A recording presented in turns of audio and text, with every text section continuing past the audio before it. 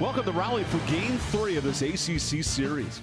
Each club has run ruled the opponent in the first two. Now time to decide who's going home with a series win. Notre Dame, NC State here at Dell Stadium in Raleigh, North Carolina. Alongside Brantley Hatridge, I'm Evan Budrovich. NC State offense on Friday with 11 runs. Notre Dame's offense with 10 runs earlier today in Game 2. And one of the best in the ACC, Karina Gaskins. Karina Gaskins came to life with 2 home runs yesterday.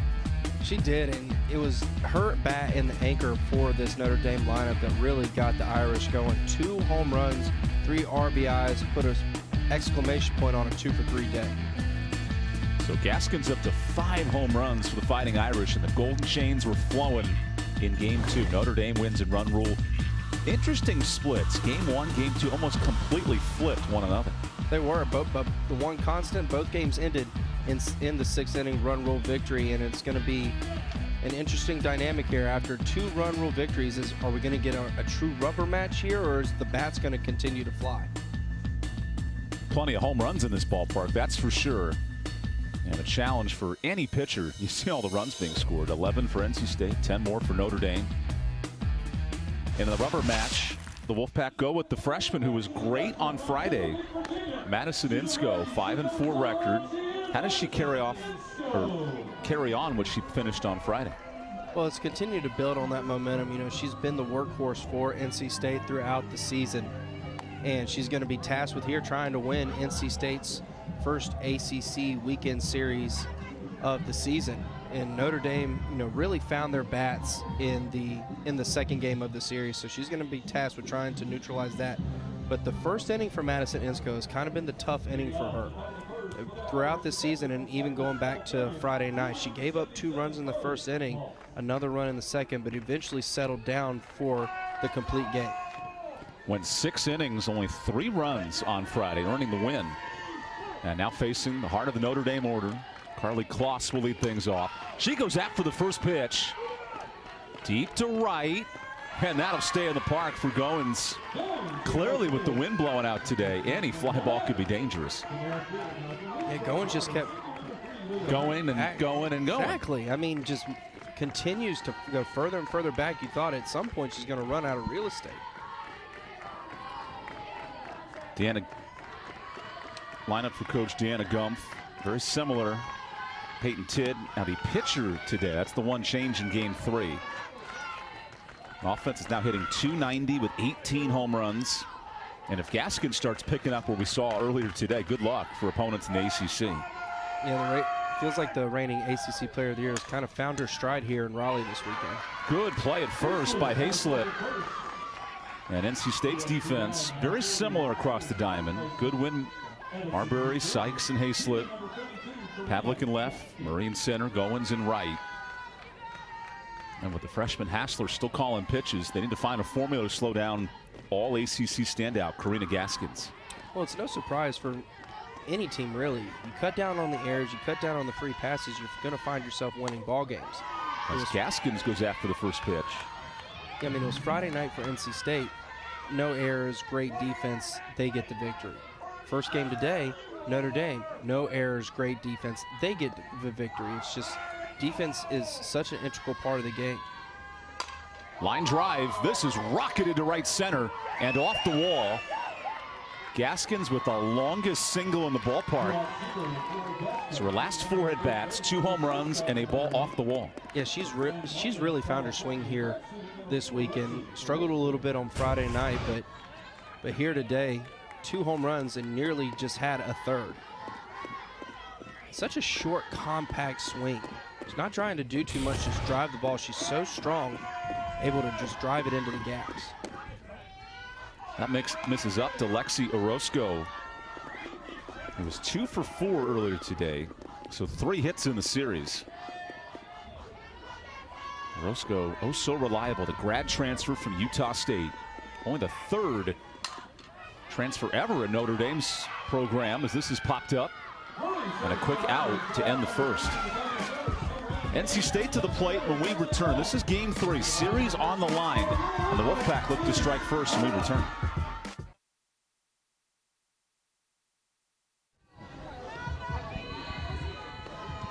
So Peyton Tidd, who started on Friday, back in the circle for Notre Dame. 9th start this year, struggled on Friday in her first start of the series. Now looks to settle in the rubber match in game 3. Facing Rebecca Murray, top of the order. Both these clubs have been extremely aggressive, swinging the bats to start this game. Well, it was NC State Friday night that was very patient. It was Notre Dame that was patient in the first game of the doubleheader day. So why not both teams come out just swinging? Empty the tank here. It's the last game of the weekend. Going to have Sunday off due to the weather coming in. Just empty the tank and try to figure out who's going to win this series. Popped up towards short. Orozco charges. Great defense from Notre Dame. We saw in game 2 the Fighting Irish did not make an error and probably robbed 3 to 4 hits. That's a tremendous day defensively. It really is. It's been a great weekend for defensive plays by both of these teams, and we said it at the open. The team that has played the best defense has won each of the first 2 games. Which leads to this winner-take-all game 3. NC State won the series here in Raleigh 2 years ago, and they want to kickstart after a slow opening at Virginia Tech as Pavlik is late on the fastball. Here's Devin Boland's order. Very similar throughout the series with Ansley and Hayslip flipping positions, but that 9 has been consistent all weekend long.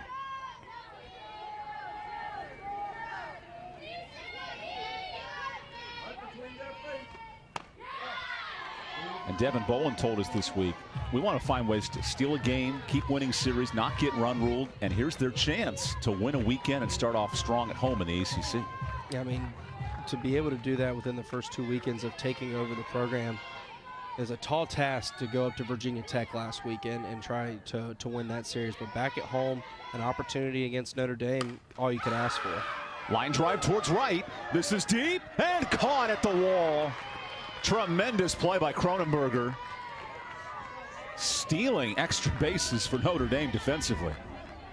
Well, you saw it for Carly Kloss to lead off the game, a pop-up into deep right field. You thought it just kept going and going and going. Then right there for Caitlin Pavlik.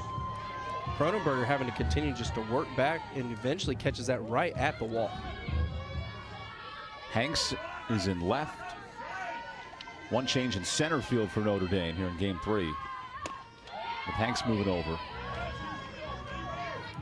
Big shoes to fill for the Fighting Irish. Abby Sweet was fantastic in the outfield the last 2 years. Now for NC State, Nadia Sykes gets the start at second.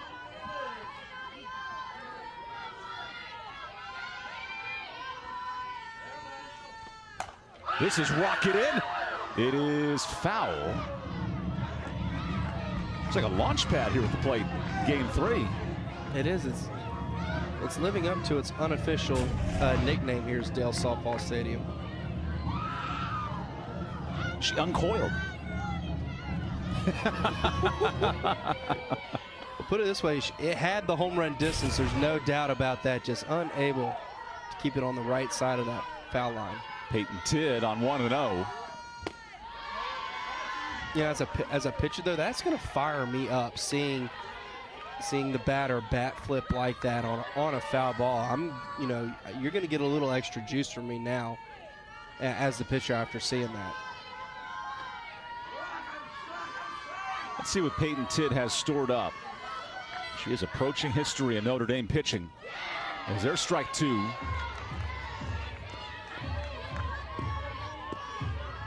.431 strikeouts in Tidd's tenure.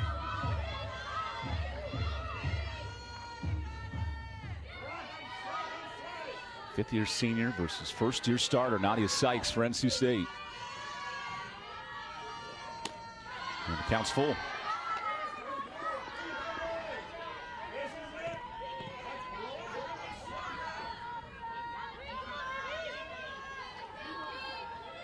Sykes 0 for 3 earlier today, so 1 for 5 on the weekend. Her hit was huge.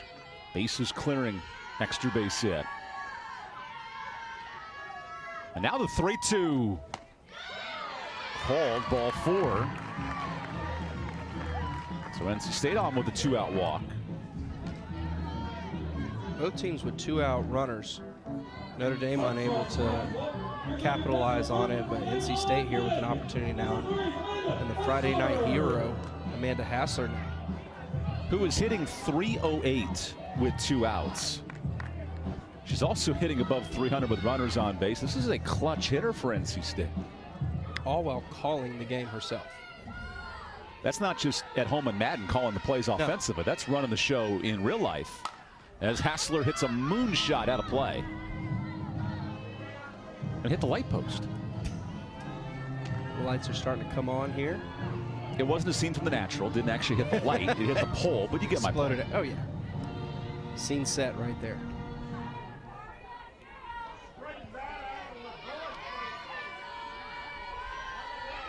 Hassler 3 for her first 6 in the series. Jammed foul.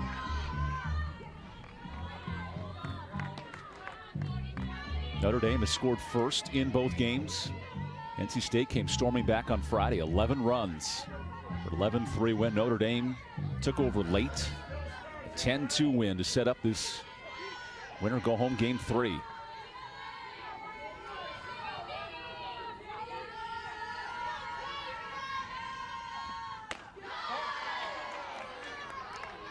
NC State was very successful on Friday working the count with 2 strikes against Payton Tidd. How does that carry forward today? Well, you just got to build off that momentum from Friday night. I know there was a game in between, but you've seen in NC State, they've seen Payton Tidd. You know, same for Notre Dame. They've seen Madison Insco, so it's just a matter of, is Payton Tidd going to go back to being the Payton Tidd that Notre Dame has seen, or is she going to continue, you know, the struggle that she had from Friday night? Because she only lasted a handful of innings, and that's not the Payton Tidd that you expect to see when she steps into the circle. Tidd went a season low 2 1/3, 7 runs allowed, so she was forced out. NC State cruised to the win. And that's amazing. As many full counts that NC State faced. Now the 1-2, just a bit inside. Like the amount of counts that NC State faced, Payton Tidd only had 1 walk. I mean, multiple 3-2 counts. So NC State, they weren't walking, they weren't striking out, they were just putting the ball in play consistently Friday night. Graduate senior Payton Tidd knocking on the door of history. 1 strikeout away from moving into the top 10 in Notre Dame history. There you have it. Throw to first completes it. 432 punch-outs for Payton Tidd. And her Irish battling the NC State Wolfpack. We are scoreless. Stick around for game 3 of this series.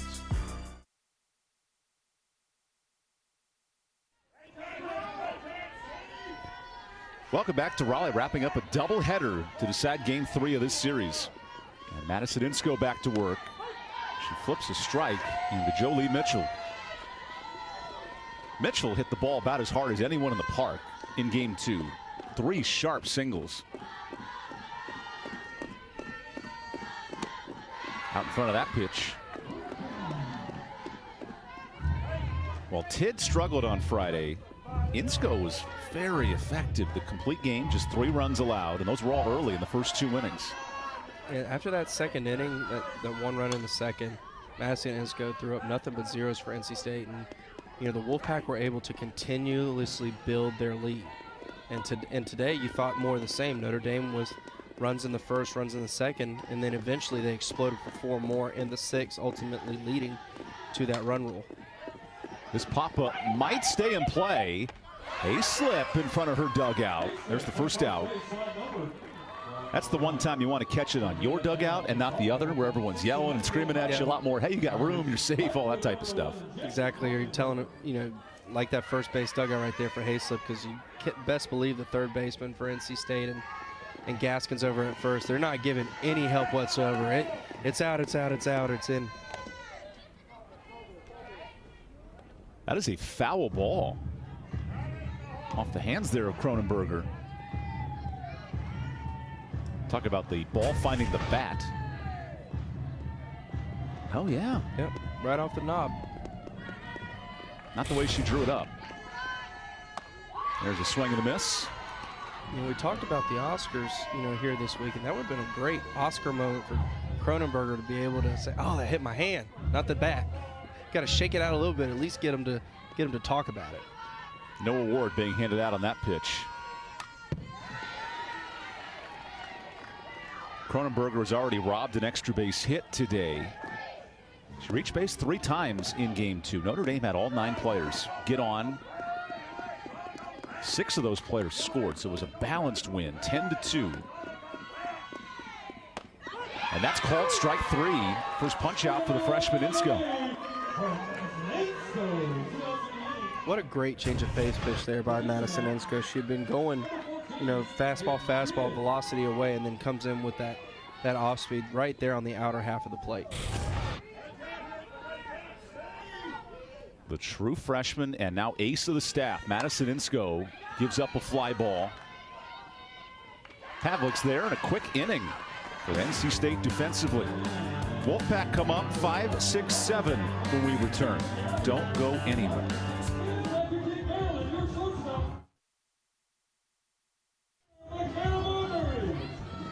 Just last inning, senior Peyton Tidd surpassed Rachel Naslin of 2017, moving into top 10 in Notre Dame career strikeout records. Laura Winter back in 2014, 1,078 punch out. That's the magic number. I'm not sure if Tidd will get there the rest of this season. I don't think she will, but to be able to say that you're a top 10 in any statistical category is a fantastic achievement. And Peyton Tidd has put in the work over the years. And it's nice for her to see the fruits of her labor right there with that strikeout, that milestone strikeout to end the bottom of the first inning. Tidd has 65 wins in her Notre Dame tenure, one of the best for Coach Gumpf as that stays outside to the heart of the NC State order. Marbury, who homered off Tidd on Friday, she's played excellent defensively this weekend. She has, and it was the second inning for NC State that got things going on Friday night when it was Marbury and Hassler with back-to-back home runs.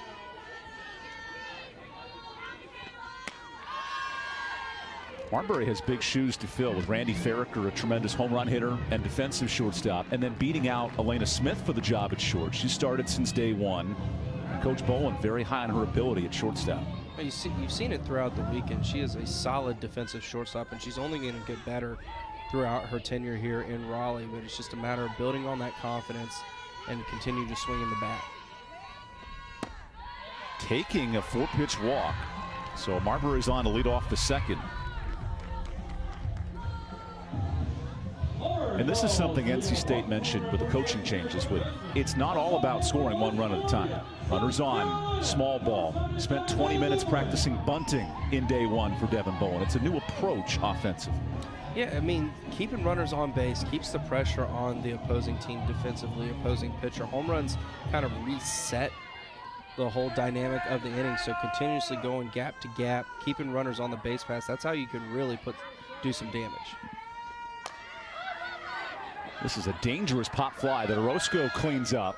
Now goes back to first. Whoa. Marbury just got back in time. I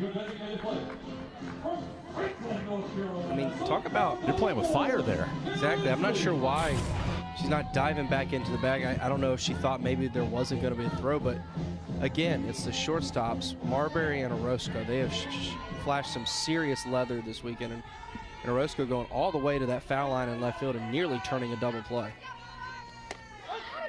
Sydney Sherrill of Florida State may have been one of the best infielders in the ACC last year, but now there's a fun competition who can fill those shoes.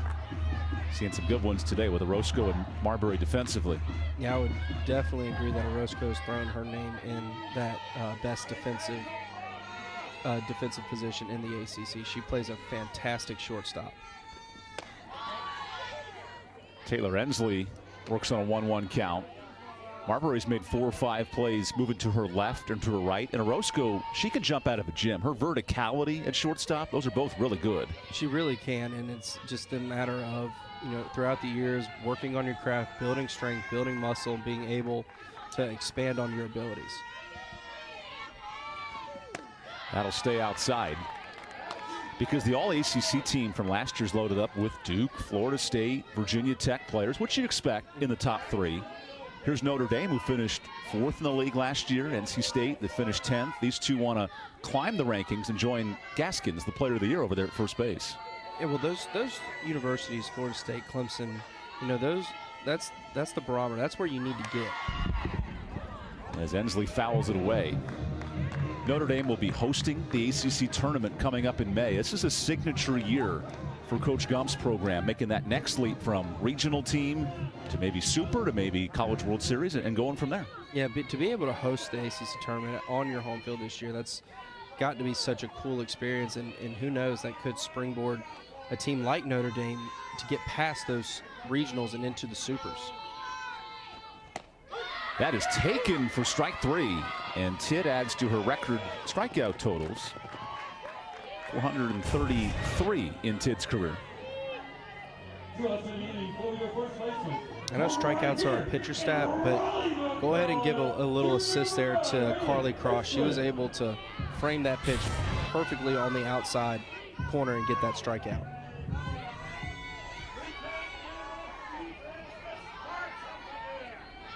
Monica Abbott's the all-time strikeout leader in college softball, 2,440. To put that in perspective, out of the ACC, Angela Tincher back in 08 in 2,100 range.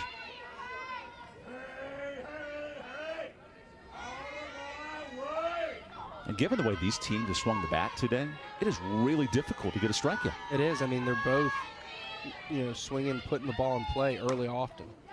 What a catch at third. And Mitchell, she's got some hops over there at third base. Don't be fooled. Nice defense to end the inning. We'll go to the bottom half. Still scoreless in game 3.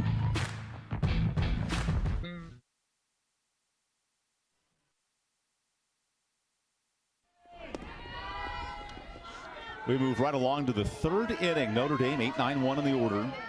Brooke Marquez leads things off. And Madison Insco, who avoided her biggest deficiency, if you will, first inning pitching, has now settled in. You date back to Friday night. This is 6 straight innings without giving up a run. And she's really been in a groove for NC State, and she's been that workhorse for the Wolfpack all season long. And that's something Devin Bowen told us directly. We need Insco to develop to the ace of this staff. She's now the leader. She's the emotional and clearly the physical leader. Someone NC State needs to win games in the circle.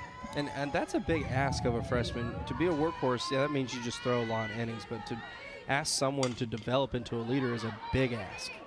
Certainly helps with good defense behind her. There's Rebecca Murray for the first out. And Insco to open this series as she thanks her center fielder. I mean, 3 runs allowed against a top 50 hitting team in Notre Dame. That's really good. It really is. And I mean, she did get hit around with those 8 hits, but she spread them out a bunch early on in the game. But then as the game progressed, she was able to not let the hits compound. And she's not a big strikeout pitcher. She's not going to have big strikeout numbers, but what she's going to do is get weak contact. 10 fly ball outs in her start. So the 8 hits, the 10 fly outs kept Notre Dame off balance and helped NC State win its first game in ACC play. Mickey Winchell hits with 1 out. True freshman from Livermore, California. One of 10 California products. Deanna Gumpf, also from La Palma, California, make it 11 on the Notre Dame staff. There you go, another fly ball out.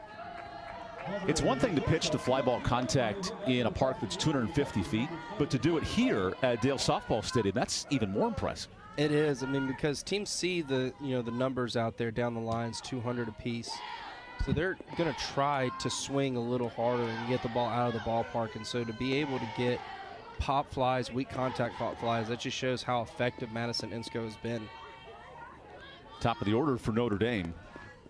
And Kloss goes after the first pitch. Boy, Sykes read the bounce just perfectly. And that leads to a 1-2-3 inning. Defense on full display here in Raleigh. We'll go to the bottom of the 3rd after this. From Mooresville, North Carolina, right fielder, freshman number 10, Sunday at 9 Eastern on the ACC Network and ESPN app. We'll have the Nothing But Net men's and women's selection show. Break down the brackets, preview the tournament. Kelsey Riggs with Luke Hancock, Carlos Boozer, Joel Berry, Muffet McGraw, and Kelly Gramlich. I'm not sure if Joel Berry's Carolina Tar Heels will make the tournament this year on the men's side. I don't know, man. It's going to be a tough job for the North Carolina Tar Heels to get in. I mean, all the brackets, Joe Lenardi saying that the Tar Heels are going to be on the outside looking in, and preseason #1 to not even make in the tournament. Meanwhile, NC State has a chance for both its men's and women's programs to qualify. The women are certainly in. The men are most likely in, but you never know come Sunday afternoon how it all unfolds. Yeah, it's been a few years for NC State where both the men and women have played in the postseason. This ball's fouled off by Goins. A 40-year anniversary of a men's national championship here in Raleigh in '83. Celebrated that team all year inside PNC Arena. These two clubs want to leave their mark with a series win in ACC play.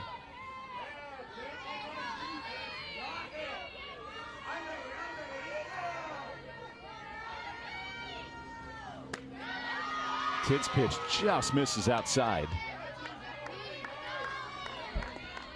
Notre Dame, meanwhile, 23 straight regional appearances. Fresh off a 40-win season. The legacy's right up there with the Big Four: Florida State, Clemson, Virginia Tech, and Duke. They're like the pinky finger, equally important. They have value. You just always recognize the first four, but that pinky gives you a little extra depth in the league. And it's amazing how it became a Big Four so quickly for the ACC. Florida State winning the national championship a few years back, and then Virginia Tech kind of building their program. Duke and Clemson start programs and just off to the races. In the last 5 years as well. It's been a quick turnaround. That is taken inside, so a leadoff walk for Ellie Goins. And yet, with all these big powers, Florida State's won 6 of the last 7 tournament titles. Duke being the one team to sneak in and win a tournament. I mean, the ACC has been, Florida State Central. Softball has gone through Tallahassee and Lonnie Alameda, and it's just a great opportunity for these schools to say, okay, Florida State is where we need to go. And the one team to sandwich this whole bracket in is NC State back in 2013. And the last time the Wolfpack made the Super Regionals was that year.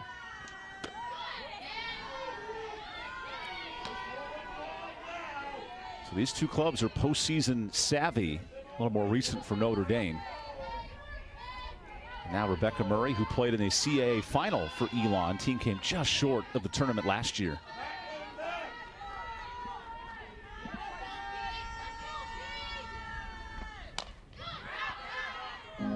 And that's the reason why a lot of players will grad transfer from the mid-major to the Power Five, is to get that chance to compete at the highest level. It is. It's a great opportunity, the whole transfer portal and the grad transfers. A lot of these players are still dealing with the COVID year. They extended a lot of careers for athletes across all collegiate sports.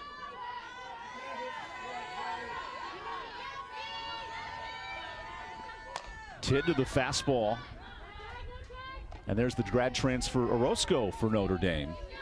We've noted this weekend, but Notre Dame does not open up the gates to the transfer portal very often.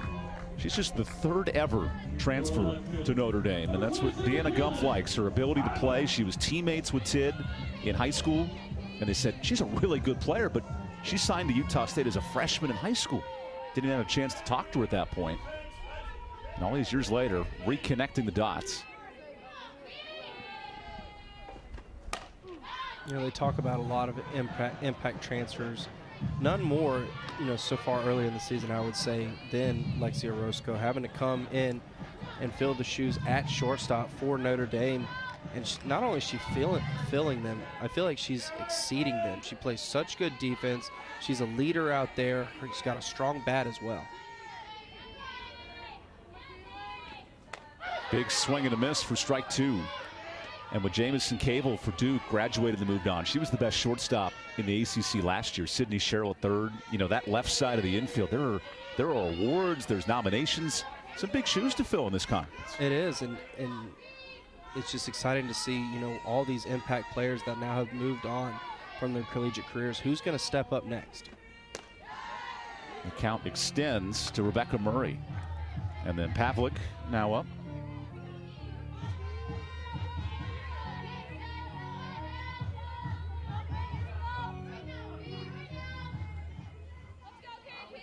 Peyton Tidd's held NC State off the hit column so far. Next again, 2 strikeouts. Almost to third.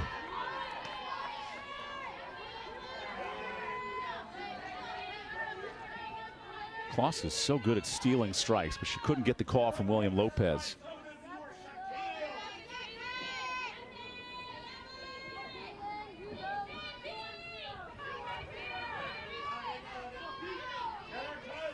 Now the 2-2 with the runner moving. That's tip foul. So that's an example of Coach Boland being aggressive with 2 outs and a runner on base. Well, I like the move there. Caitlin Pavlik, one of the better bats on the team. She knows how to, spoil a lot of good pitches. So there's a little extra layer of protection. And in a 2-2 count, it's likely that there's going to be a pitch that was, slower, lower velocity. Something to note: the runner was ruled out for leaving early over at first base. Okay. So that cleans the slate. 2 outs now. And the pitcher's best friend, Tidd, is 1 pitch away. There you have it, the strikeout for Peyton Tidd. 3 straight innings with a punch out. And all of a sudden, a 1-2-3 for Notre Dame. All scoreless through 3. We'll go to the 4th after this. Only fitting with the Notre Dame Fighting Irish in town, we find the Holy Name of Jesus Cathedral across the street from the NC State campus. Right in the heart of Raleigh, North Carolina. Good combinations. This bunt is blessed right back to the circle, and there's a pop out for the first out of the inning. Madison Insko playing with some freshman luck right there.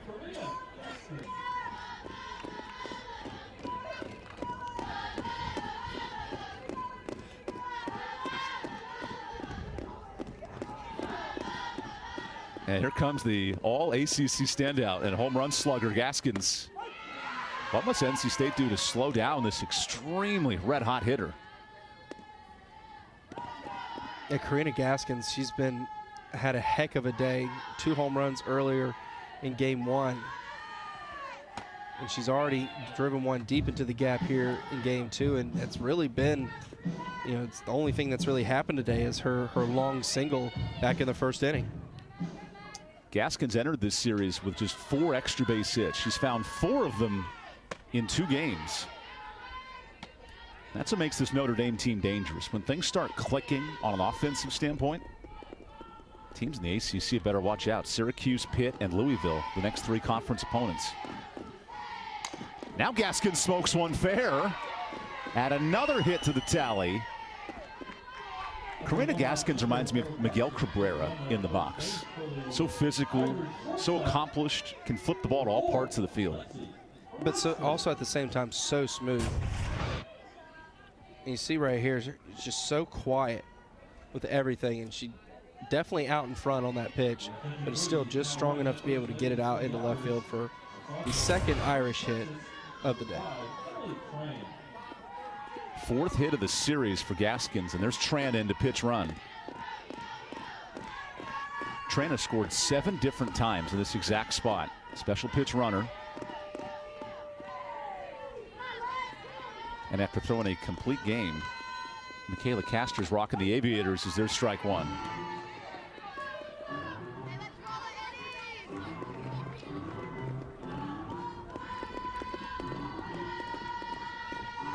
Lexi Orozco, ton of power in this Irish order, smacks one out of play. That's one thing I've never really understood. Showing bunt and then bringing it back and swinging at the pitch. I get it when you're ahead in the count to try to throw off the pitcher. A lot of it's a timing thing too as a hitter. Orozco rips one to third, and there you go, base hit. Tran heads to third. She's safe. Orozco follows suit, and that turns into a double for Notre Dame. Just inches away, Hannah Goodwin able to make a probably would have been an ending inning double play right there, and she just glances off the glove. And because it gets away so slowly, Tran's able to go all the way for first to third, and Orozco in with a double. And that's why you bring Tran in to run. Exactly. That creates the extra 60 feet.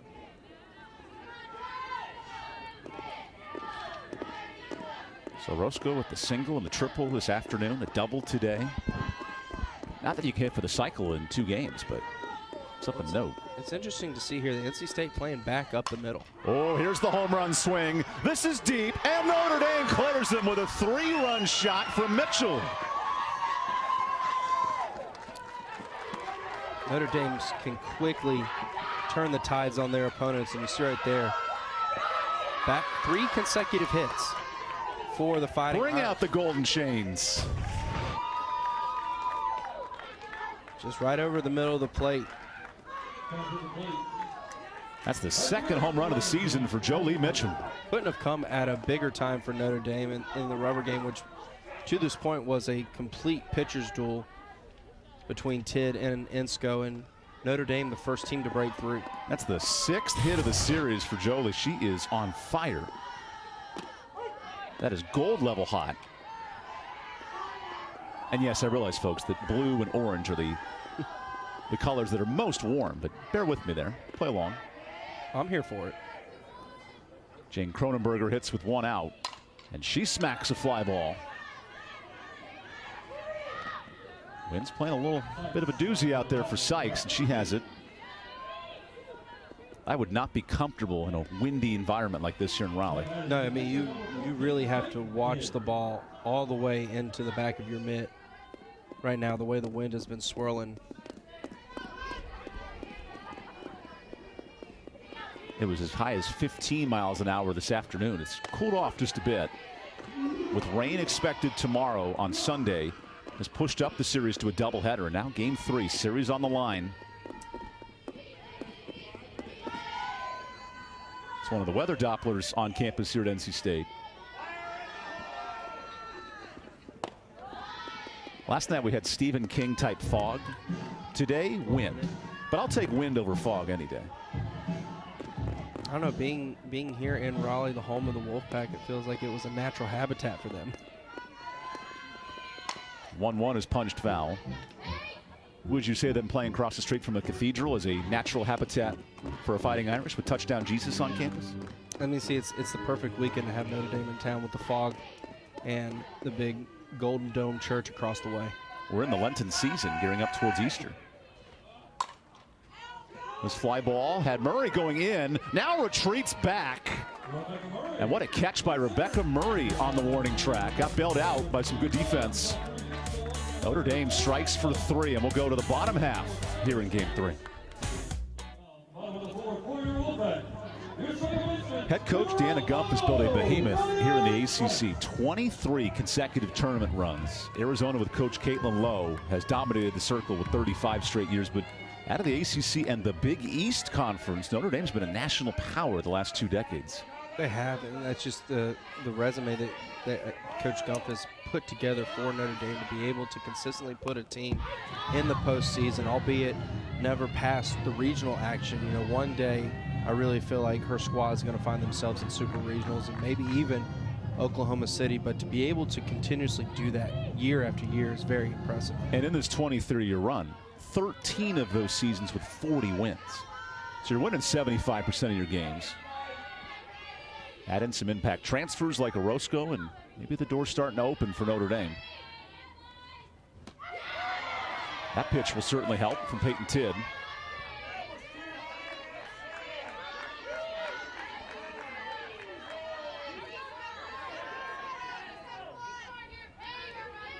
Nadia Sykes new to the equation. She walked her first time, a true freshman for NC State. Oh, for her last 3 in this series.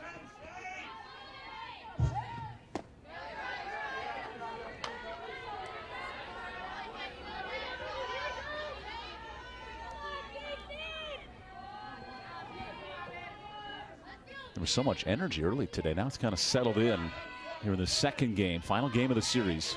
I mean, up until the top half of the 4th inning, there really was not a whole lot going on in this game. There's a strikeout. So Peyton Tidd, 4 punch outs tonight. Nothing from a hitting standpoint. Plenty of good pitching so far. Well, this is the Payton Tidd that you kind of expect to see for Notre Dame when she steps into the circle. Very, very good at keeping her pitches off the plate, but enticing enough to get swings and misses. And Payton Tidd was mano-a-mano with Alexis Holloway last year as 1-2. Now it's Tidd's club. Casters develop, but Tidd can take this team as far as she wants.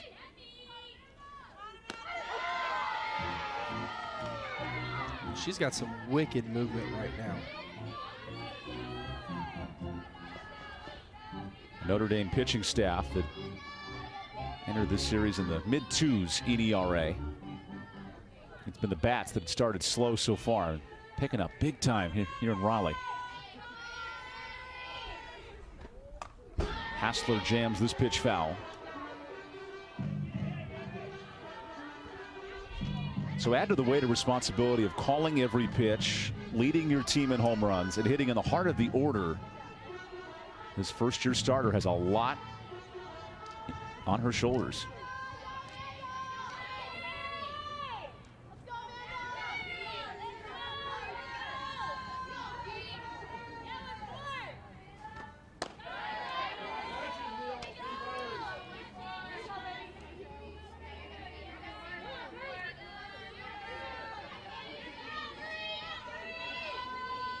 Hassler out of Connecticut entered this series on an 0-for-8 slump, but she has come to life here for NC State.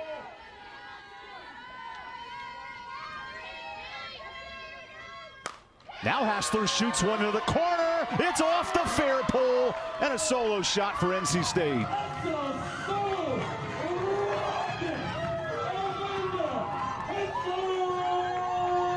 That's how you respond after giving up a home run in the top half of the fourth inning, with Notre Dame getting up 3-0.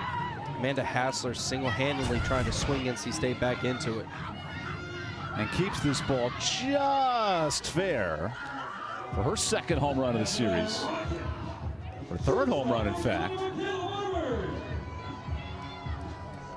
I'm glad we're on the same page with the fair pole thing, not the foul pole. Agreed, agreed. It's in fair territory. It determines if the ball is fair. I mean, as a pitcher, I would have loved at my time to, if it hits, it stays foul. Just don't hit the pole. Go to the left of the pole, we're good. And the strength to be able to keep that ball fair is highly impressive. Because she was out on her front foot on that swing, but she was able to keep her hands back long enough to be able to just rocket it over that left field fence. Hassler up to 5 home runs, 60% of that coming in the last 2 days. There's her strike one to another home run threat from the weekend, Michaela Marbury.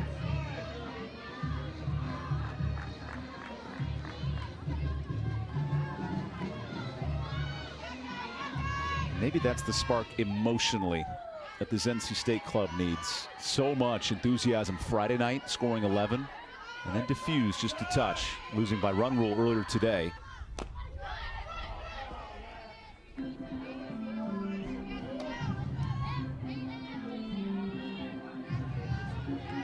And this is really the first big success for Devin Bowen as the new coach leading this program, right? You go to Virginia Tech, you lose 3 competitive games, and now you have a chance to win a series. A much different mindset here in Game 3.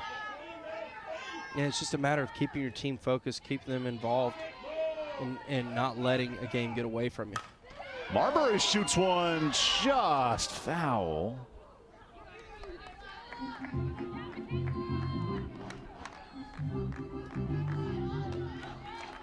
This feels like an inning that could be explosive for NC State if they do it just right. Payton Tidd has other intentions.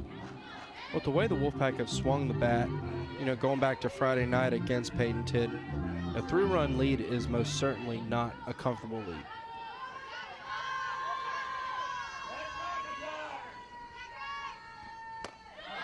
That'll even the count. And Tidd start on Friday.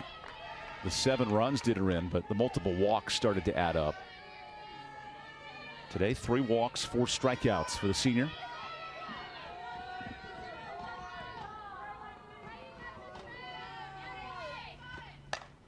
Another foul ball.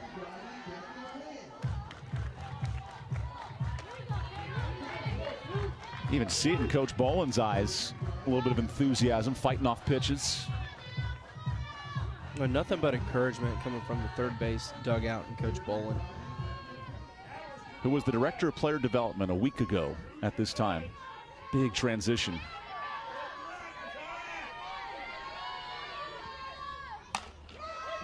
Orozco showing off the cannon for the second out, robbing her shortstop counterpart. And now it's like the Bird Michael Jordan commercial for McDonald's. Anything you can do, I can do better. And they play pickup and they go for hours and hours.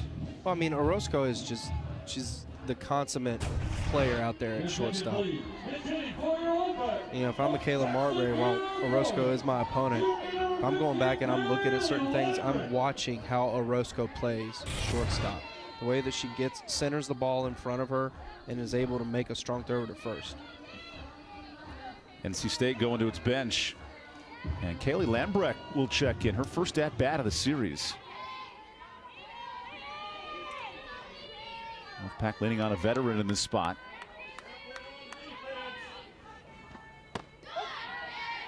Lambrecht is a sophomore. Started all 56 games. Has been in and out of the order this year. 15 starts.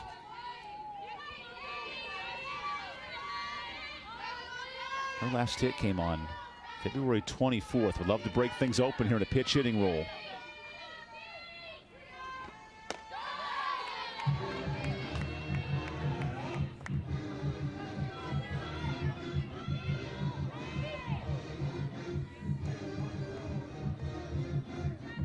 So the home run from Hassler brings NC State on the board.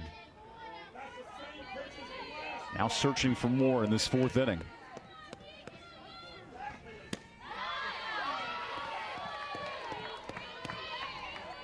Carly Kloss puts on a yoga display behind the plate. Her flexibility, trying to earn those strikes, that is a pitcher's best friend. It really is. I mean, to be able to steal maybe a strike or two or more a game, that helps out a pitcher so much, knowing that you can throw a pitch and try to steal one. Just watch the catcher here. This is popped out of play. Well, she stays low, too. That's a very important piece because she's about the same height as the home plate umpire. So she's got to stay low to give the home plate umpire plenty of visual, be able to visually see where the pitch is coming in. So by doing that, she's able to bring pitches up back into the zone a lot easier. Tidd hits her target. Slow roller to Orozco. The crack of the whip of that arm. Boy, Orozco's got a great cannon at short. We're seeing it all weekend long. Notre Dame maintains a 2-run lead with their stud transfer shortstop getting it done.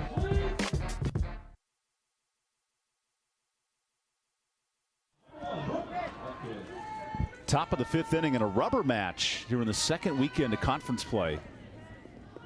NC State with a couple of defensive changes. Lambrecht now goes in at second. That moves Sykes over to third. And Notre Dame hitting with its second baseman, Brooke Marquez, to lead off the frame. Marquez wastes no time. Hayslip runs out of room. So if you're Madison Insco, just get a run of support. How do you put up a 0 and keep NC State in this game? Well, I think she's just got to revert back to what she's been doing all weekend long. She's got a lot of weak contact, a lot of early swings. So just go back and try to let your defense work for you. Marquez pops this up. This ball's got some carry. Murphy there to make the catch. Every fly ball is a hold your breath moment here at Dale Softball Stadium. It really is. Every time the ball gets hit into the outfield with a little bit of force behind it, you're wondering, okay, is this one going to get out? I mean, I thought off the bat that one had a chance. Rebecca Murray was holding her breath, and her prayer was answered.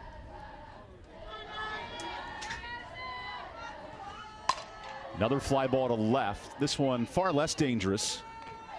2 quick outs for Insco and NC State. Here's some of our featured upcoming baseball games on the network at ESPN. Number 19, NC State hosts 17th ranked Virginia this Thursday at 7 Eastern. That's game 1. And then Friday at 8, 11th ranked Virginia Tech and Miami start a 3-game matchup in Coral Gables. And then coming up on Saturday, Notre Dame and number 5 Wake Forest, who lost to Duke this afternoon. So no longer with 2 losses, their first of our weekend set. ACC baseball, 8 ranked teams in the top 25, 5 in the softball poll. There's a ton of talent in this conference. It really is. I mean, both baseball and softball produces a lot of quality teams that find themselves in Oklahoma City and Omaha, respectively. Insco's throw is bobbled by Hayslip. So that's an error, and it extends the inning. I'm not sure what happened there. Yeah, that's going to be on. Should be on Madison Insco. She looked like she kind of took her time and didn't really throw the ball over there. I mean, the first baseman is going to sit here and tell you I should have had that 10 times out of 10, but that's all. That one's on the pitcher there for not hitting right in the chest.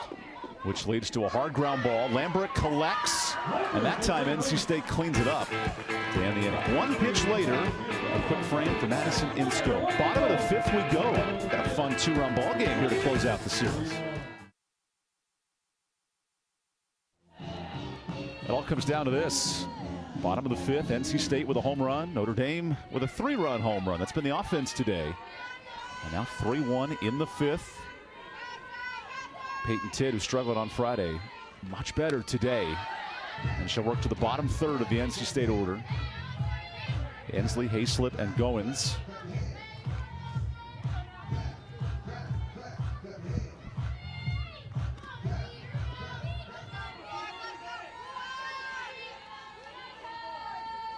Ensley, a strikeout victim, her first time.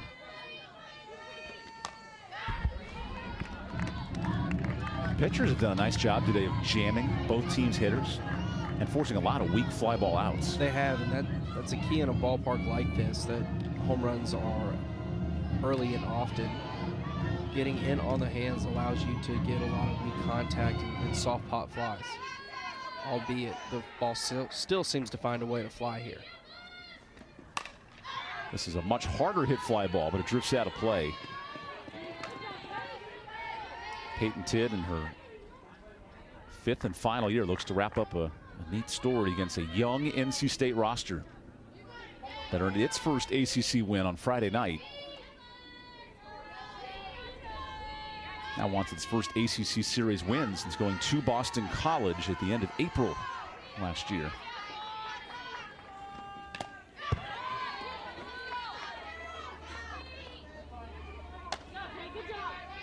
Speaking of Boston College, they'll be in Raleigh this weekend, taking on NC State, along with a couple of Big South teams, Campbell and Radford, the next couple of matchups.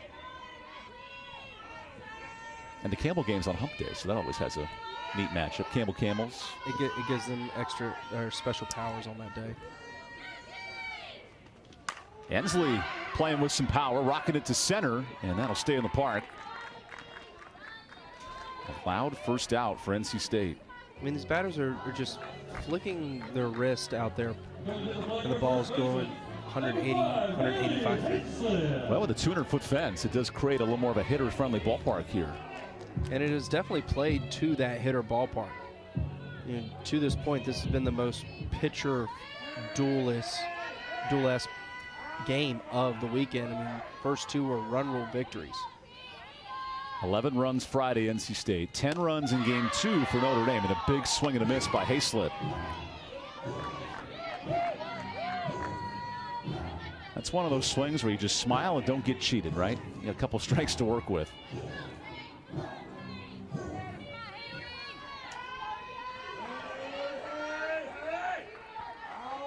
Peyton Tidd surrendered just 1 hit. That's the home run. And is 1 strike away from getting a second out.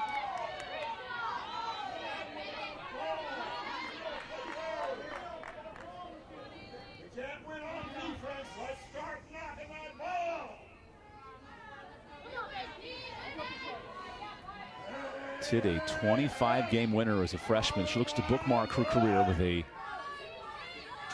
3rd win here this season. And gets the strikeout. So Hayslip goes down chasing. 5 punch-outs for Tidd, the 65-game winner in her tenure. It's just a steady diet of rise balls to Haley Hayslip in on the inner half of the plate.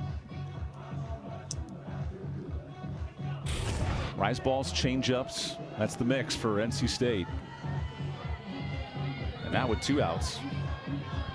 Well, I like what Coach Boland did right there. Peyton Tidd has been in such a groove all day today. She gets 2 quick outs, a pop fly and a strikeout. So go down, talk to your right fielder, Ellie, go and see if you can disrupt the momentum and the pace that Peyton Tidd is going on right now. Tidd is 2 strikeouts shy of her season best. 7 back in the first weekend of the year against Cal State Northridge. The Matadors. Between the Banana Slugs, the Matadors, the Mustangs, there are a lot of neat mascots in California. Don't forget the Tritons of UC San Diego. Newly Division I in the Big West Conference.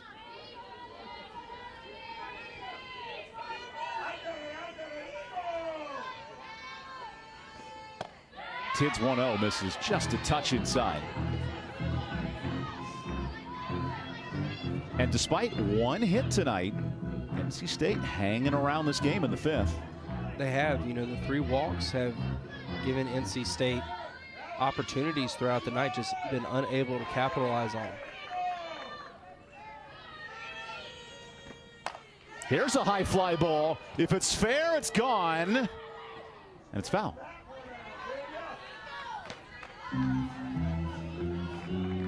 That's twice now NC State has gone down the left field line with plenty of home run distance, just unable to keep it fair. That's the challenge against a quality 5th-year pitcher like Peyton Tidd. Not many mistakes tonight with a series on the line here in Game 3. 3-1.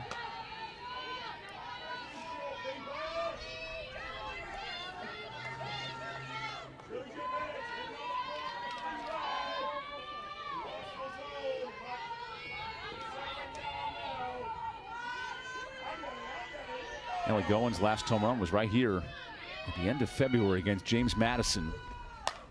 Now she skies one behind the plate. Kloss can't get to it. Now they're in our wide angle lens. It's so powerful, it zooms all the way in. It just can't shoot like that far wide. Credit to our camera crew today. Doubleheader, tremendous work. Justin Stoll, our director. Lucas Raycraft, our producer. Tremendous talent here in NC State. I mean, these guys are rock stars. Brantley Hatchard, you powered down 4 slices of pizza between the game. Tremendous talent. I am.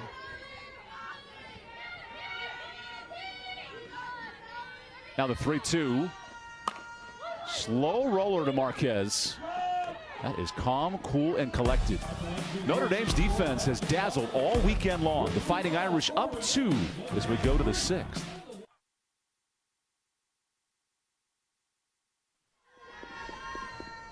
Welcome back to Raleigh as Madison Insco faces one of the most dangerous hitters in this series. All ACC standout and bubble-blowing extraordinaire, Karina Gaskins. 2 more hits here in Game 3 after 2 home runs earlier today. Now shoots a dangerous fly ball to right that just stays in the park. Sunday at 9 Eastern right here on ACC Network and the app. We'll have our Nothing But Net men's and women's special, where we break down the brackets and preview all the games for the 2 tournaments. Kelsey Riggs hosts with Luke Hancock, Carlos Boozer, Joel Berry, Muffet McGraw, and Kelly Gramlich. Notre Dame could be a 1-2 seed on the women's side this year. Talented club to win the ACC regular season.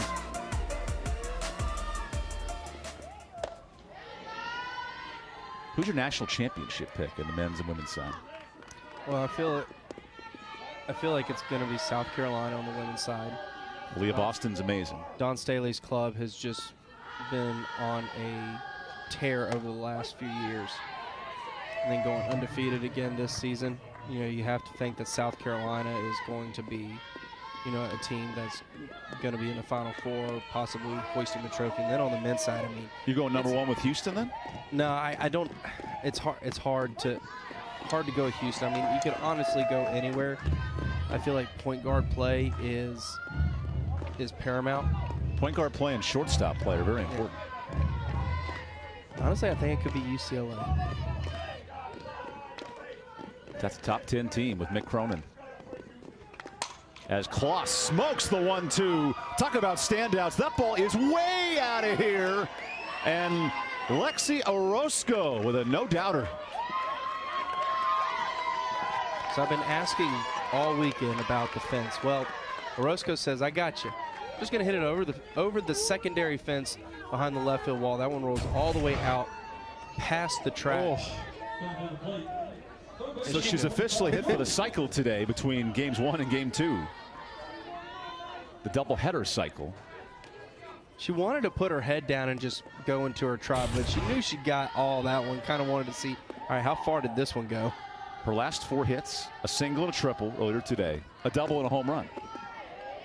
It's hard to do. Yeah, forget about it being between 2 games. That's a cycle. That's in one day. That's a cycle. Joley Mitchell steps in. She just blasted a home run her last time up.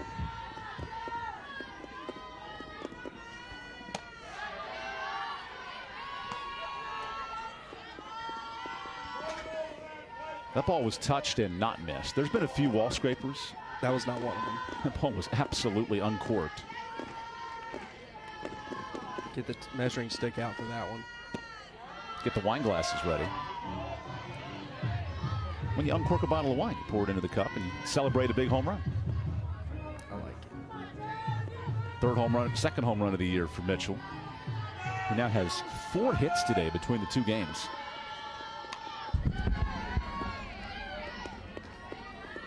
And Joley Mitchell did not miss in the 4th inning.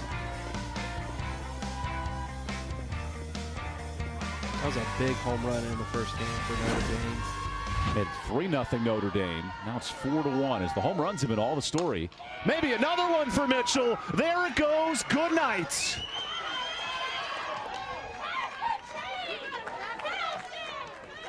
And you have to wonder for Madison Insco, fatigue starting to be a factor. She's done a lot of pitches this weekend, but Joley Mitchell has really come into her swing here today for Notre Dame. Not 1, but 2 missiles out of the ballpark for Mitchell. It was Gaskins in game 1 with 2 home runs, and it's Mitchell here in game 2 of the day, game 3 of the series with a big fly, and that's how you respond back. 7 hits on the weekend for Mitchell. That'll bump up a 264 clip pretty quick. This is a high fly ball to short. There's the 2nd out on the Cronenberger pop-up.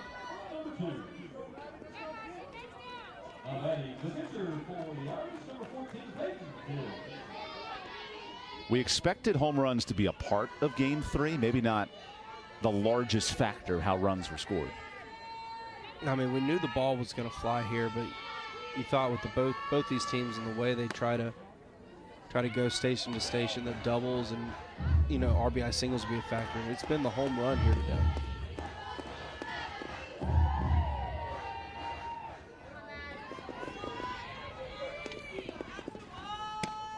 That 1-0 stays outside. And if you do miss to a hitter like Payton Tidd or Mitchell or Orozco, as we've seen, there could be some dangerous implications.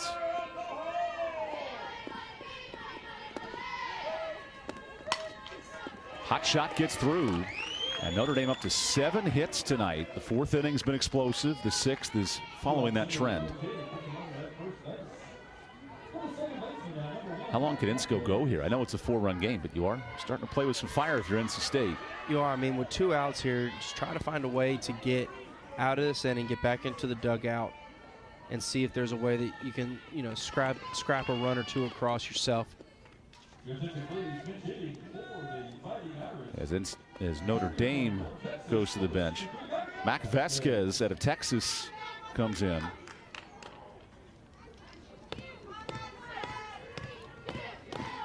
Coach Deanna Gumpin mentioned there's about 12 to 13 hitters we want to see regularly in the order. It's been pretty consistent 9 this weekend, but a chance to exercise a little bit of that depth today, as Vasquez wastes no time on that pitch.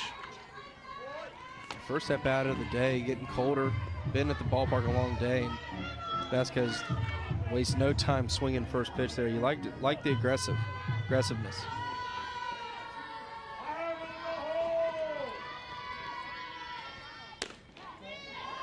Insco misses high. Only the 2nd at bat of the season for Vasquez. She's 1 for 1.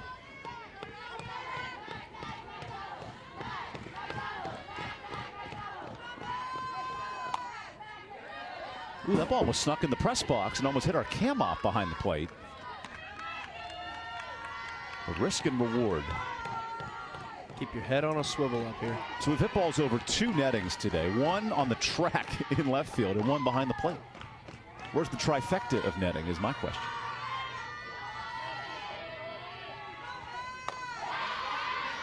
Count looks even.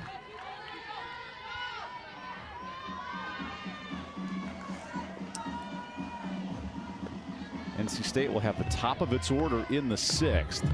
Now trying to keep this a 4-run game. Vasquez rips one to second. There's Lambrick. That ends the inning. Not before Notre Dame goes back to back. It's a 5-1 game.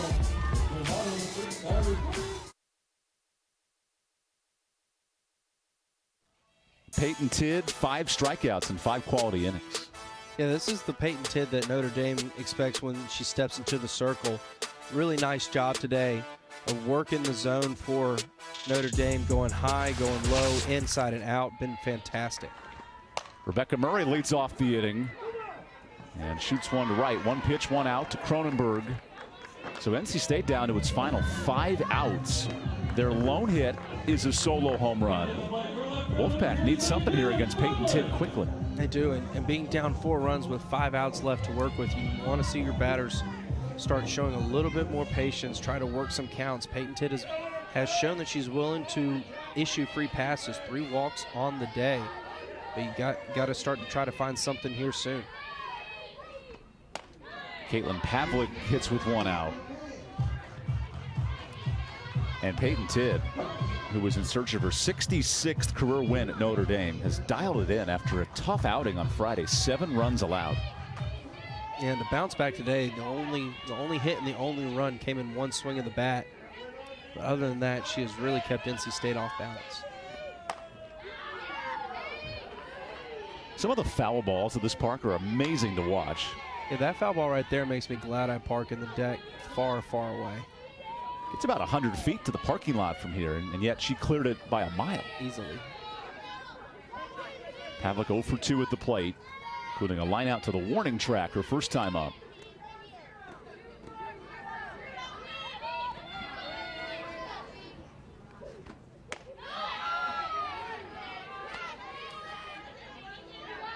Two, 3, 4 in the NC State order. So after scoring those 11 runs on Friday, you take 13 innings now. Just 3 runs for NC State. And you wonder if that was possibly going to come back to get NC State getting all those runs on Friday night. And it has, between the Notre Dame pitching staff. From one skyscraper to another, as that hits the top of the light fixture and goes out of play. That's what, 150 feet in the air? Yeah, that's an impressive foul ball. There's like a basket where the workers can go up and fix the lights. That's what it hit. If the ball stays up there, do you think they just leave it there? I'm not going up there. I'm not either. Here's the 2-2. This one much more in play to short. Orozco, and a great pick at first for the 2nd out. That's where Gaskins can play a factor.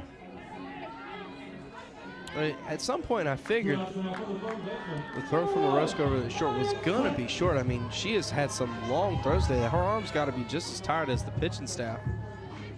But that's why you have, an all-ACC player and Karina Gaskins over there at first, able to dig it out of the dirt, help your defense out. 2 outs for Nadia Sykes. Now, if Nadia was creative, when she hits a home run, she needs to drop the bat and yell, "Psych," and then run around the bases. But maybe that's just me. She has 1 home run of the year. It was against NC Central on Wednesday.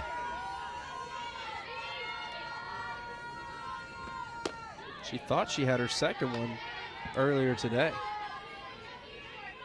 And hit it, what, 5 feet foul? 5 feet, yeah, maybe that. She was practicing her bat flip, though. She did throw the bat. Yeah, she did She practice pimped it, but it was foul.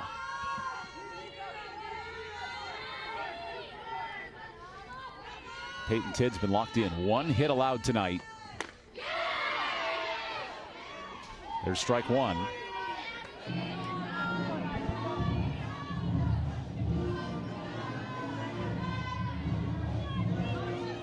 NC State living on the home run the last 2 games. They need to find offense here, down 4.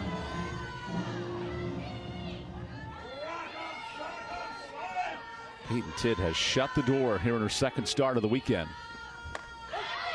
Walk it in for strike 2.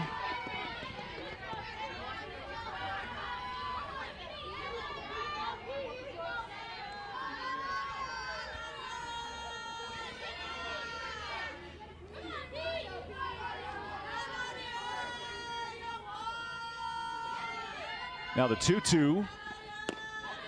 That'll force a full count.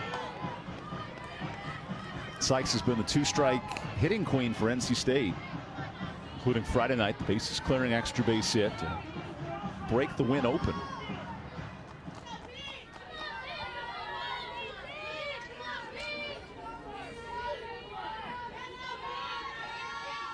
Tidd sitting on 5 strikeouts, brings it home. And we'll try this again.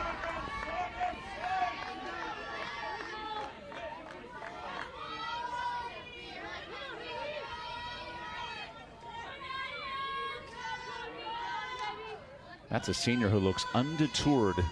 A good 2-strike hitter in Nadia Sykes. Well, she's staying composed. You see, she goes through her same routine each and every time. That is off the end of the bat and goes foul.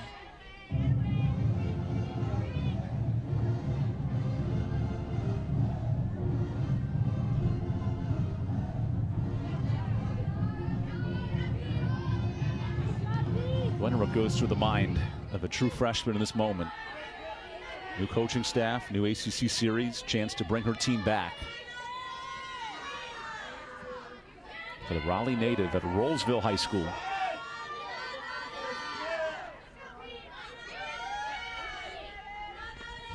Swing and a miss.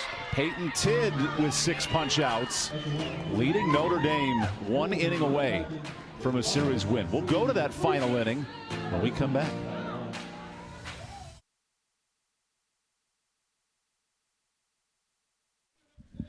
Welcome back to Raleigh. Here's some featured games on ACC Network this week on the baseball side. Number 19, NC State hosts number 17, Virginia, Thursday at 7. Then in Game 2, Virginia Tech and Miami on Friday. And then Saturday, Notre Dame and top 5 Wake Forest for an ACC Network doubleheader with BC and Florida State. Sprinkle the entire league for ACC baseball coming up this week. Notre Dame going to its bench, up 4 in the 7th. Fighting Irish have lived on the home run here in Game 3, and now Bryn Poznansky comes up at Irvine, California.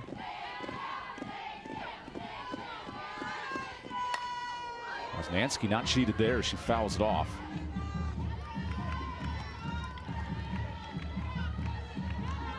Notre Dame here in the top of the 7th would really like to extend this to a 5-run game. The way NC State has hit the ball, 4 runs is not insurmountable to come back from. Slow roller to short. Marbury is all over it. The Notre Dame bats that were silent on Friday have flipped the switch today. 10 runs in Game 2, now 5 runs tonight.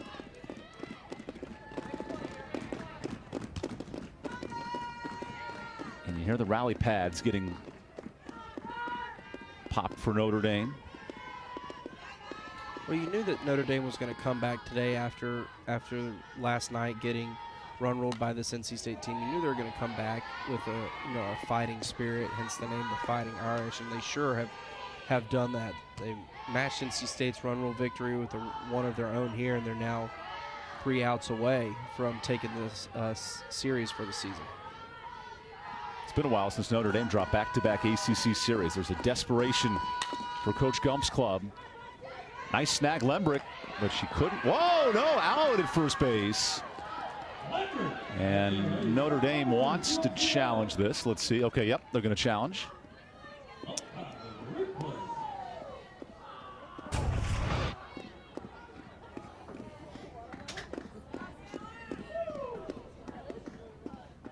you know, the more I look at that, the call on the field is out. Wait a second. I think Notre Dame might have.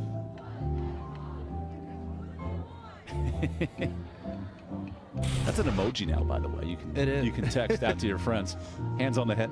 Well, Carly Kloss is someone that you want on the base pass as many times as you can. She's so fast. She's so smart on the base pass. So I like Notre Dame challenging this one here.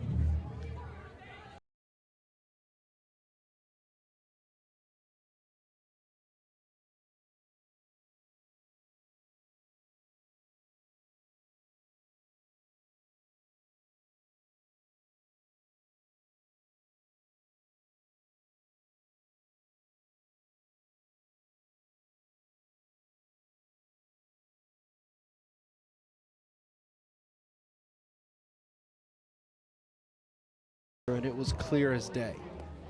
Easy decision for them to overturn the call from out to safe. And then right here, it's just, I don't see enough to make you change the call. Umpires looking at all these angles we're showing you, which is the good news. I mean, the key is at what point can you definitively say that the ball is in Haley Hayslip's glove?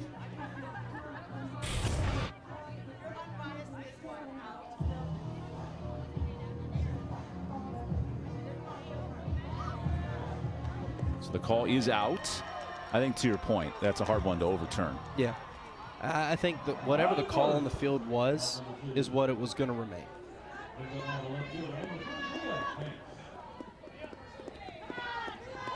There's Chris Hyde confirming the call. And now with 2 outs, Leah Hanks steps in.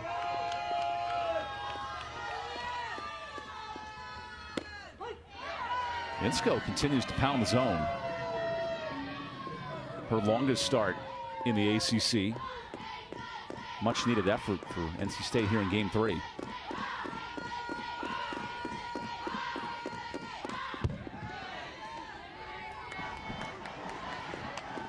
True freshman has been asked to turn into the new ace and the leader of the pitching staff.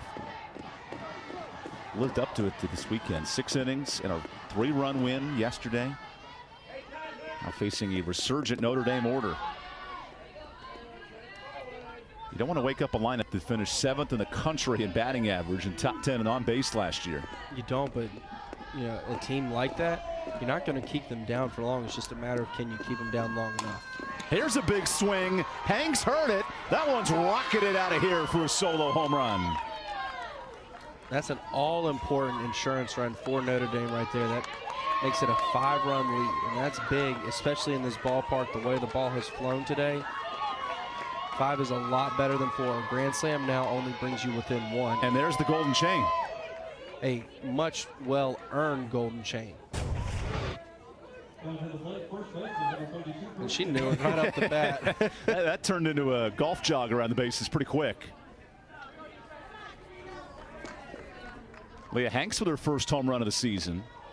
There have been a lot of home run trots here at Dale Softball Stadium this weekend. I can definitively say that one was the slowest.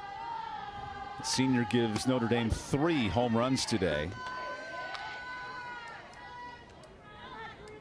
This is a ballpark that plays to power, maybe none better than Karina Gaskins.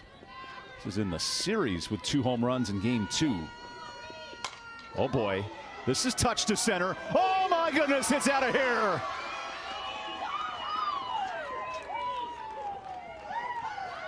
Crown her the queen of the ACC this weekend. Gaskins is having herself a series. She is. I mean, three home runs now on the day.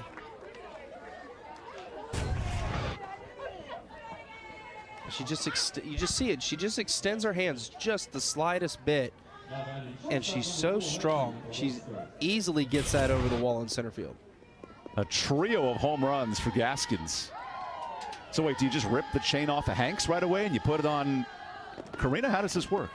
Do they have extra chains? Do you travel with multiple chains? I think they're going to have to start doing that. Just one chain.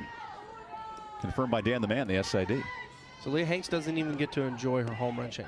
Which, I guess if you hit back-to-back home runs, which has happened twice today. You're willing to give it up then, okay, I get it. And Orozco, who hit a home run herself and gave up the chain a moment ago last inning, she now steps in.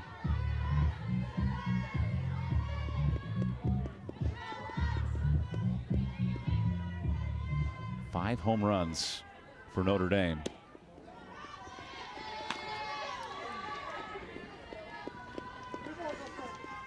Six in the series for the Fighting Irish.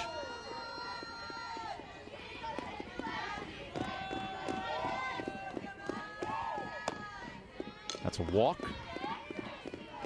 So Orozco's on, and now Joley Mitchell, who's blasted back-to-back bombs. It just doesn't get any easier for Madison Insco and NC State. Get through Gaskins and Orozco. Now you just get Joley Mitchell, who's got 2 home runs on the day. Now both coaches are making some changes here.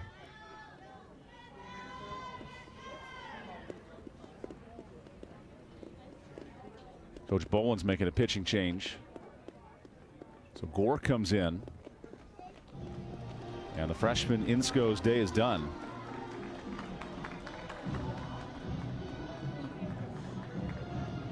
And we'll let Gore get loose. Notre Dame putting the icing on the cake here of a series win.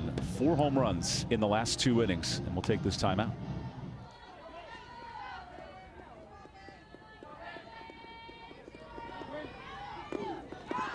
When Gore comes in for NC State. First pitch ground ball. Sykes is there. Out at first base. 1 pitch, 1 out, 1 change of break. We'll go to the bottom half. NC State.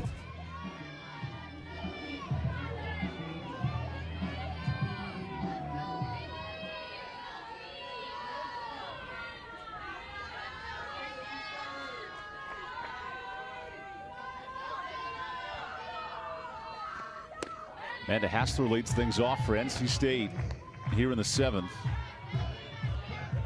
She's had quite a big bat for the Wolfpack. The lone run and the lone hit today for NC State. Home run in the 4th inning.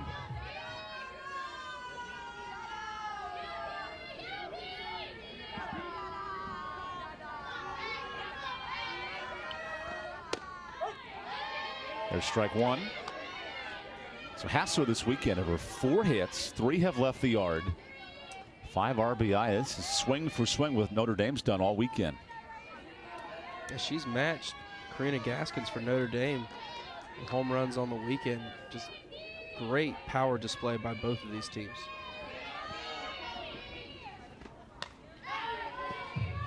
One of these is bound to go in the booth at some point. They're literally just flying over the window. And I will sacrifice my body for you, Brantley Hatridge. I appreciate that so much. And I know you'd catch it too. Would you do the same for me? In a heartbeat. Wouldn't hesitate. Thank goodness. Would not hesitate. Peyton Tidd searches for the complete game win, and what a bounce back after Friday's 7-run performance.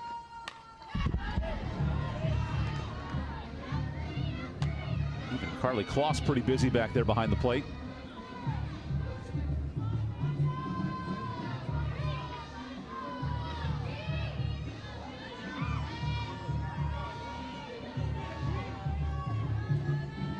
Notre Dame, who was basically 1 inning away from winning the series against Duke last week, can now come back to win the series here. That one goes right over our press box location. I felt like between both of us, one of us would have caught that one. Well, I used 2 hands. You tried to use 1. I had the basket. I had the basket ready to go. Here we are on the broadcast. But see, we could have caught that at some point. Yeah. There's Daniel, our camera op. I knew he'd get us.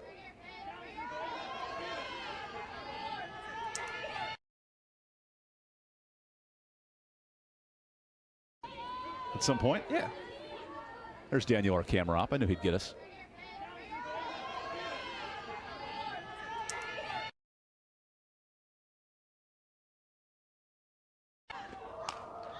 Another pop fly. Mitchell couldn't get there.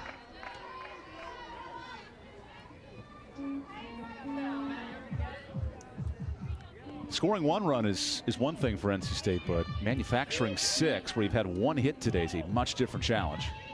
It is, but you know, it starts with 1. Just continue the inning, get the next batter up. You do that so many times, you can find yourself back in the ballgame. Another pop fly.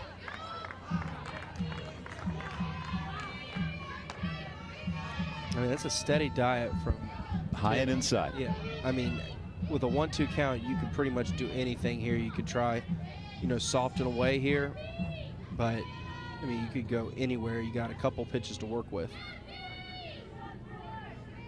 1 strikeout shy of her season best is 7.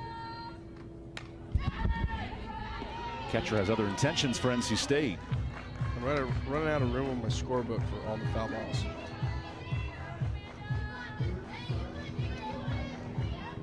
Hassler struck out and then blasted a home run today. Now she tries to extend the 7th inning, the lone hit for the Wolfpack this afternoon.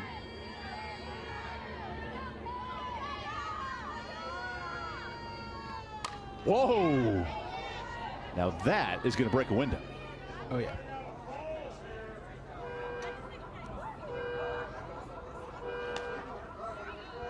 Don't be fooled, that's a sound effect. No windows were actually broken. And the creation of this foul ball. That's why they warn you, don't park here.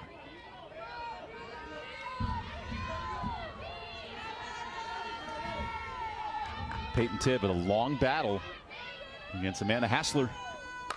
Oh my God, watch out. The poor photographer for Notre Dame almost got decleated. The netting just saved his life. He's got to stand there and wear it. That's what pros do. See, he's smart. He's like half behind the net, but his lens is exposed. And that's not a cheap lens.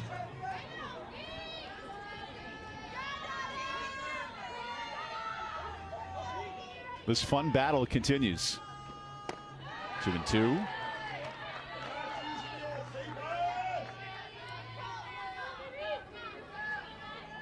I can confidently say this is the longest at-bat of the weekend. Graphics supported.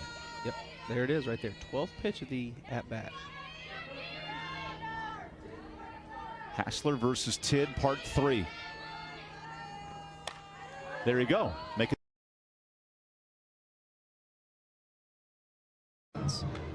Notre Dame on the verge of bouncing back and taking a doubleheader to get the series victory, and Amanda Hassler just continuing to fight.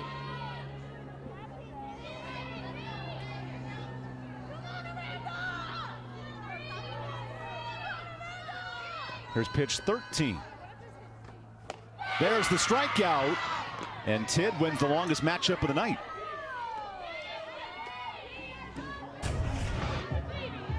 The mental fortitude there by Peyton Tidd to be able to continuously stay focused on this at bat after throwing pitch after pitch after pitch.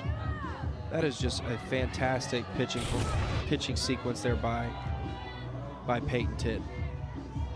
And that's why Peyton Tidd's just matched her season best with 7 strikeouts. A 65-game winner in her Notre Dame tenure.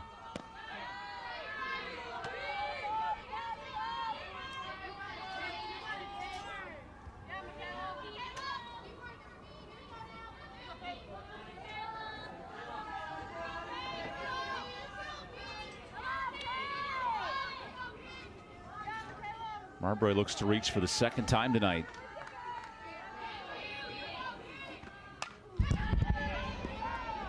NC State's not getting cheated at the plate. I will say that in the 7th inning. No, they're taking very healthy hacks, and you can see Devin Boland down there smiling, encouraging his team.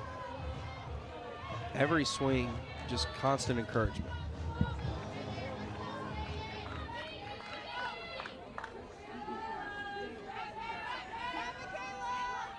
Now the 1-1.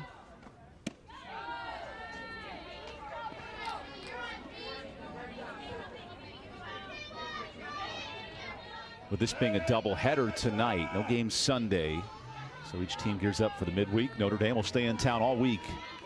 Elon, Greensboro, ECU, all lined up. NC State gears up for the Campbell Camels and Boston College.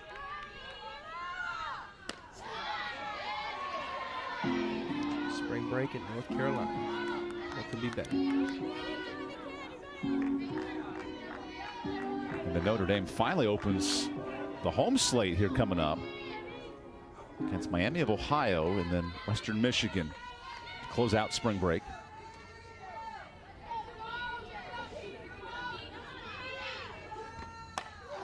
Another pop fly. That pitch count starting to rise for Payton Tidd. I don't think she had a 13-pitch first batter lined up in her scorecard. Not this late in the ball game, no.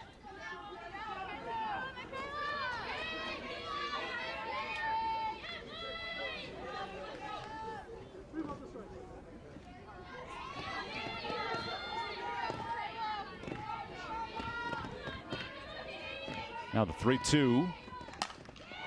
This is lined to center. That'll stay in the park. Yeah, Notre Dame is 1 out away from securing the series.